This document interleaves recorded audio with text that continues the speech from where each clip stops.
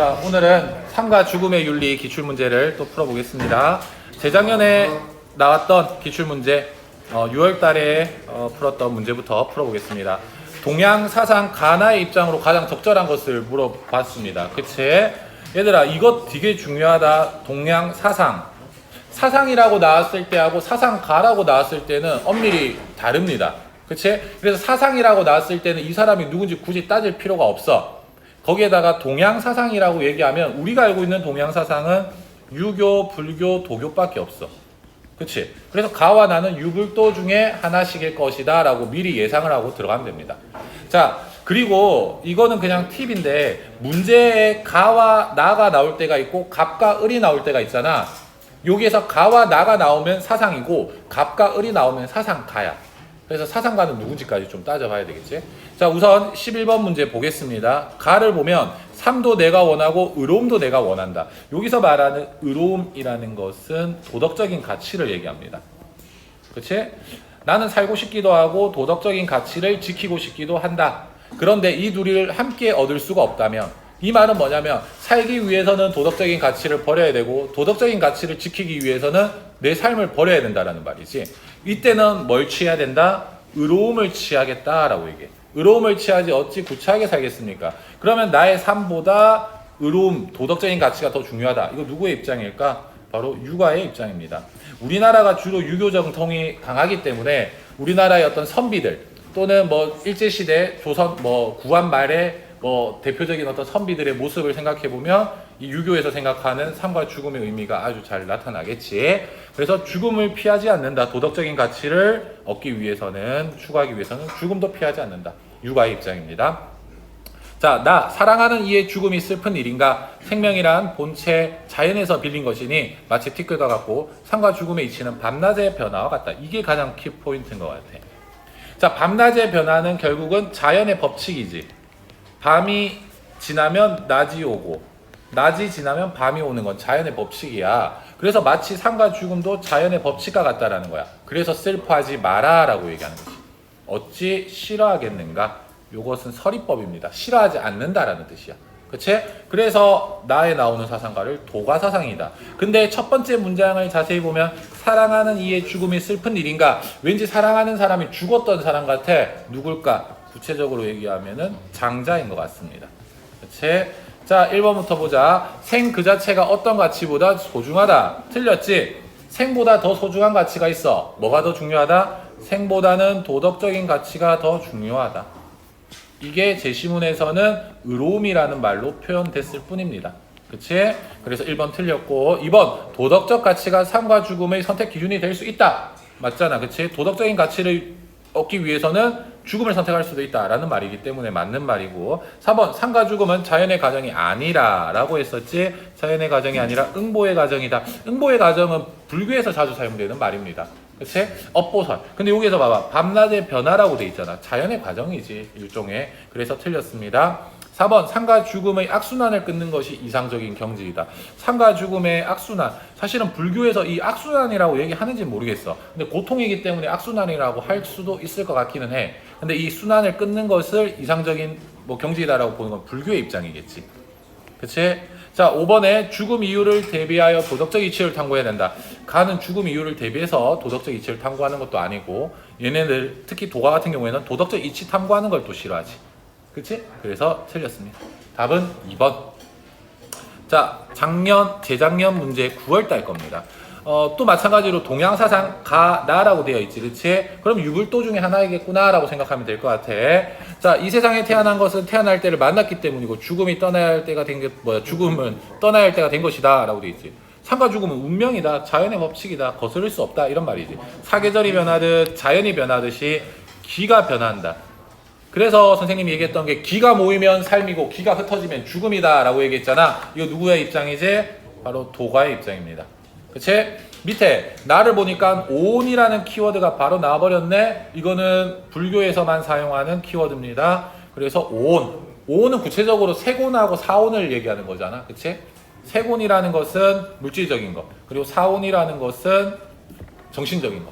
이렇게 얘기합니다. 그냥 참고로 알아놓으면 됩니다. 자, 어쨌든 오온이라고 나왔기 때문에 불교이다. 상가 죽음은 생멸의 과정에서 계속 반복된다라고 얘기했어. 이러한 반복의 과정을 두 글자로 얘기하면 뭐가 되지? 윤회라고 얘기합니다. 그래서 맨 마지막에 집착하지 마라. 그치? 집착하는 걸 버려야 고통에서 벗어날 수 있다라고 얘기하지. 자, 1번. 인의 구현을 위해서라면 나의 생명을 희생할 수 있다. 이거는 6월달에 나왔던 누구의 입장이야? 유가의 입장이잖아. 그치? 그래서 1번 틀렸습니다. 2번. 내세의 행복을 위해 현세의 욕망을 최대한 절제해야 된다. 일단 내세의 행복을 얘기하고 있지 않지. 그치? 내세의 행복을 위해서 현세를 좀 절제해라 라고 주장하는 사람은 그리스도교 같은 느낌이 될 것 같아. 특히 아키나스 같은 경우에는 이 욕구 중에서 어떤 욕구를 가장 절제해라고 얘기했냐면 반항하고 싶은 욕구를 절제해라고 얘기합니다. 그래서 예비천국설이라고 얘기하는데 뭐 아키나스를 비판하는 사람들은 아키나스의 사상이 그 당시에 노예들의 반란을 막기 위한 이데올로기의 장치이다. 뭐 이렇게도 얘기합니다. 그냥 참고로 알아놓으세요. 자, 3번. 죽음은 고통이 없는 생으로 이어지는 윤회의 과정이다. 죽음은 윤회의 과정은 맞아. 맞지? 그런데 고통이 없는 생으로 이어진다. 얘들아, 불교에서는 생과 사가 모두 다 뭐라 그러지? 생과 사가 모두 다 고통입니다. 생은 고통이고 사도 고통이야. 죽음도 고통이야. 그치? 그래서 생과 사가 하나다라고도 얘기하잖아. 그치? 이걸 네 글자로 생사일여라고 해요. 그치? 생사일여라고 얘기하고. 어쨌든 틀렸습니다. 4번. 중생은 그의 오온이 해체되더라도 생멸을 반복하게 된다. 맞는 말이지 이게. 생멸을 반복하게 된다. 이걸 뭐라 그러는데?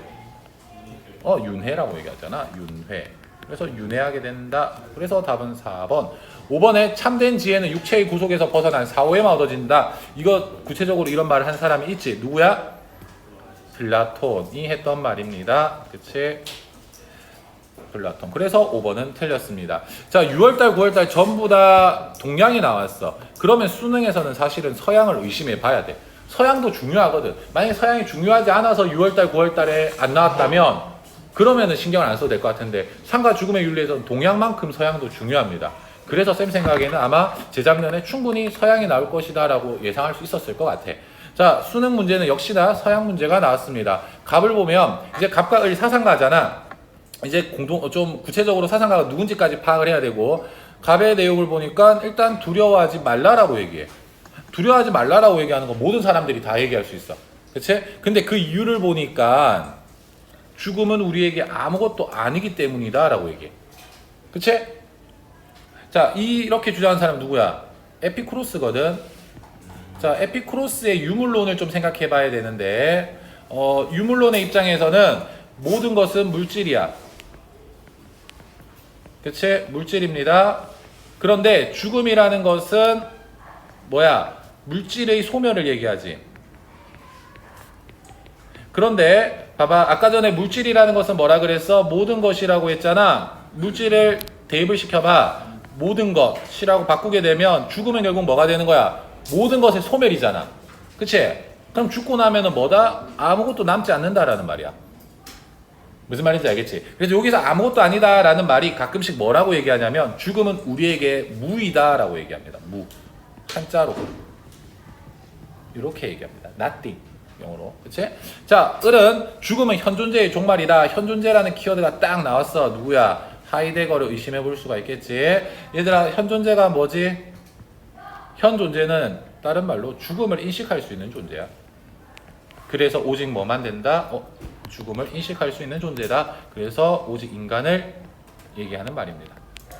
그치? 자, 그래서 또 보면 현존재는 죽음을 향한 존재이며 자신에게 주어진 시간이 유한하다는 것과 집착해서는 안 되는 것들이 무엇인지를 깨닫게 된다. 나도 언젠간 죽는다는 사실을 알고 있다라는 거지. 자, 1번 살아있는 사람과 죽은 사람 모두에게 자신의 죽음을 경험할 수 없다. 그치? 여기서 옳지 않은 것이잖아. 그치? 1번 맞는 말이죠. 죽음을 경험할 수 없다. 왜? 왜 죽음 경험할 수 없을까? 죽고 나면은 모든 것이 다 사라지니까. 그치? 죽고 나면 모든 것이 소멸되니까.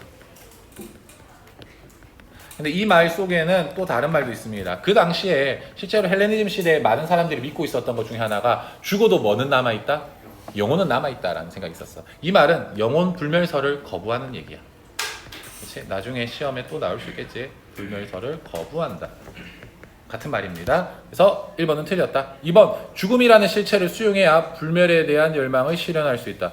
불멸 있을까 없을까? 없지, 그치? 그래서 우리가 1번 문제를 제대로 이해했다면, 1번 보기를 제대로 이해했다면 2번이 틀렸다는 걸 알 수가 있어. 불멸하는 존재는 없습니다. 그치? 자, 3번에 인간은 죽음에 대한 자각을 할 수 있다는 점에서 동물과 다르다. 그래서 인간은 뭐라 그래? 현 존재다 라고 얘기하지. 4번에 현 존재는 죽음을 의식해서 어떻게 살아가는 것인지를 고뇌하는 존재이다. 쌤이 자주 얘기하는 거. 죽음을 경험 안 하고 사람이 바뀐 경우가 있다 그랬잖아. 크리스마스의 악몽에 나오는 스크루지 같은 경우. 그렇지? 이런 경우를 좀 떠올려 보면 될 것 같습니다. 크리스마스의 악몽. 그치? 마지막으로 5번, 죽음을 회피하는 태도보다 죽음에 대한 바른 인식이 필요하다. 맞지? 근데 이 말은 사실은 모든 사상가의 주장이 될 것 같아. 우리가 삶과 죽음의 파트에서 배운 모든 사상가의 공통점이다 라고 볼 수가 있을 것 같습니다. 됐지? 자, 삶과 죽음의 윤리는 그렇게 어렵게 나오지 않습니다. 자, 작년 문제는 어떻게 나왔는지 한번 보자. 작년에는 6월달, 9월달에만 나오고 수능에는 빠졌어. 그런데 올해 6월달에는 나왔습니다. 그래서 올해 9월도 한번 보고 수능에도 나올 것이다 라고 생각하고 미리 준비를 해야 될 것 같습니다. 자, 갑을 사상가의 입장이지. 갑 첫 번째, 아침에 도를 들으면 저녁에 죽어도 좋다. 너무 유명한 문장이라서 누군지를 바로 알 수 있으면 좋겠는데 공자라는 사상가입니다. 근데 이걸 모른다고 하더라도 뒤에 선비라는 입장이 나와 있고 그리고 인이라는 키워드가 나와 있지. 그래서 그냥 기본적으로 유가 사상가이다 라고 생각해도 될 것 같습니다. 근데 구체적으로 얘기하면 공자. 그치? 자, 을을 보면 성인이라는 키워드가 나왔어. 근데 성인이라는 키워드는 누구나 다 쓸 수 있습니다. 유교, 불교, 도교 전부 다. 자, 성인은 삶은 자연의 운행과 같고 죽음은 만물의 변화와 같다. 자연의 운행과 같다라고 얘기하네. 그치? 그래서 이 자연의 운행과 같다. 뭔가 삶과 죽음은 자연의 변화다. 누구일까? 장자의 입장이 되겠지. 그치? 행복을 추구하지 않으면 불행을 자초하지도 않는다. 자, 원래 도가에서 추구하는 이상적인 인간상은 주로 뭐 진인이라든지 천인, 지인이라는 키워드를 많이 쓰는데 성인이라는 키워드도 사용합니다. 이게 약간 함정이었던 것 같아. 성인이 나왔으니까 유교가 아닐까? 이렇게 오해하게끔 만드는 거. 근데 모두 다 쓸 수 있습니다. 자, 4번에 죽음은 반복되는 윤회 과정에서 벗어날 수 있는 방법이다. 일단은 뭐 죽음은 윤회 과정에서 벗어날 수 있는 방법도 아니야. 그리고 이런 주장을 할 법한 사람은 불교겠지. 그렇지? 그래서 1번은 틀렸습니다. 2번, 죽음은 내세에서 도덕적 완성을 위한 과정이다. 내세를 굳이 염두에 두지 않지. 공자가 뭐라고 얘기했냐면 인간은 삶도 제대로 모르는데 죽음을 어떻게 알겠느냐 이렇게 얘기를 해. 그 말은 사후세계에 관심을 가지지 않았다는 거야. 사후세계에 대해서 알지 못했다는 거야. 근데 이제 좀 약간 아이러니한 게 그러면서도 제사를 지내라고 얘기하잖아. 그래서 묵자가 비판을 하거든. 야, 사후세계도 얘기하지 않았는데 왜 귀신을 모시라고 얘기하냐. 말도 안 된다. 모순적이다. 라고 비판하는데 공자가 또는 유교 사상가들이 제사를 얘기하는 것은 자신의 뿌리에 대한 존경의 의미입니다. 그러니까 나를 낳아준 부모, 나의 부모를 낳아준 또 할아버지 할머니들에 대한 존경의 의미, 그런 어떤 나의 삶에 대한 어떤 추적의 의미이지 사후세계에 대한 어떤 그런 의미는 아니다 라고 보면 될 것 같아. 어쨌든 틀렸다. 자, 3번에 죽음은 모든 만물의 근원인 도와 연관된 현상이다. 맞지? 도. 다른 말로 기라고 해도 상관없을 것 같아. 여기서는 4번에 죽음은 상례를 통해 애도해야만 하는 슬픈 일이다. 이거는 유가의 입장이지. 그치? 죽음에 집착하지는 않아도 되는데 도덕적 가치를 위해서는 기꺼이 마땅히 죽어야 되는데 그럼에도 불구하고 슬픈 일이다. 근데 장자 같은 경우에는 슬픈 일이 아니다 라고 얘기하고 5번에 죽음이 아쉽지 않도록 도덕적으로 충실히 살아야만 한다. 이건 육아에서만 할 수 있는 말인 것 같아. 도덕적으로 살아라 라는 말은 사실은 도가한테는 어울리는 말이 아니죠. 그래서 답은 3번이 되겠습니다. 자, 작년 9월 문제도 풀어보자. 다음 사상가의 입장입니다. 삶과 죽음은 기가 모였다 흩어지는 자연의 과정이다. 그냥 바로 나와버렸네. 누굽니까?